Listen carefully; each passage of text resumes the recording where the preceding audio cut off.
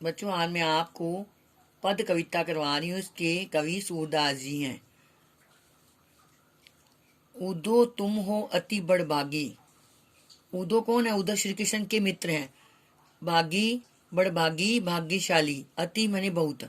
अपरस अछूता। दूर। तगा धागा।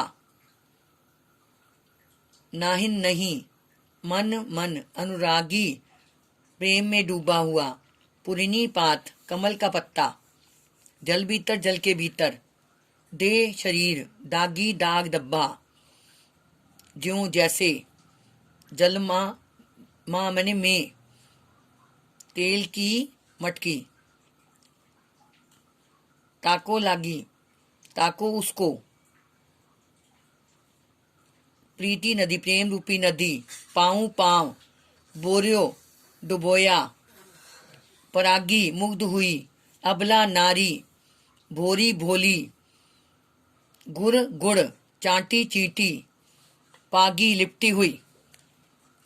बच्चों अगर इसका प्रसंग पूछे तो हम बताएंगे प्रस्तुत पंक्तियां हमारी हिंदी की पाठ्य पुस्तक क्षितिज भाग 2 के अंतर्गत पद नामक कविता में से ली गई हैं। इसके कवि सूरदास जी हैं। इसमें गोपियां उद्धव पर व्यंग्य कसती हुई कहती हैं। उदो तुम हो अति बड़भागी।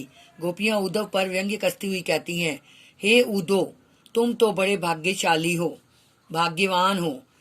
अपरस रहत सने तगाते नाहिन मन अनुरागी। तुम हमेशा प्रेम रूपी बंधन से दूर रहे। तुमने कभी प्रेम के खिंचाव को जाना ही नहीं है। तुम्हारा मन श्री कृष्ण के प्रेम में डूबा ही नहीं है। पुरिनी पात रहत जल भीतर तारस दे न तागी। तुम तो जल में रहने वाले कमल के पत्ते के समान हो, जो जल में रह कर भी उसके द्वारा दाग धब्बों से बचा रहता है। और आशय यह है कि तुमने कृष्ण के संग रहकर भी उसके प्रेम को नहीं जाना। जिस प्रकार जल की मटकी में तेल की बूंद रहती है, वह जल में रहकर भी अपने ऊपर जल का प्रभाव नहीं पड़ने देती, वैसे ही तुमने भी कभी उसके प्रेम को अपने मन में आने नहीं दिया। प्रीति नदी में पांव ना बढ़ायो। तुमने जो है कभी प्रेम की नदी में पांव ही नहीं रखा। दृष्टि न रूप परागी, ना ही तुम्हारी दृष्टि श्री कृष्ण के रूप सौंदर्य पर मुग्ध हुई है। सूरदास अबला बोरी गुरु चाटी जो पागी। ना ही तुम्हारी दृष्टि कृष्ण के रूप सौंदर्य पर मुग्ध हुई है, यह तो हम भोली भाली गोपियां हैं जो कृष्ण के प्रेम में इस प्रकार लिपट गई जैसे गुड़ के साथ चींटी लिपट जाती है। इस काव्यांश की भाषा कौन सी है? इस काव्यांश की भाषा ब्रिज है। गोपियां किसे बड़भागी कहती हैं और क्यों? गोपियां व्यंग्य में उदो को भाग्यवान कहती हैं। उनके अनुसार उदो सौभाग्यशाली रही।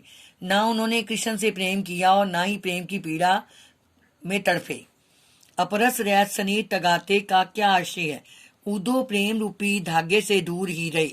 उन्होंने कभी प्रेम को नहीं जाना। पुरीनी पात और तेल की गागर के उदाहरण क्यों दिए गए?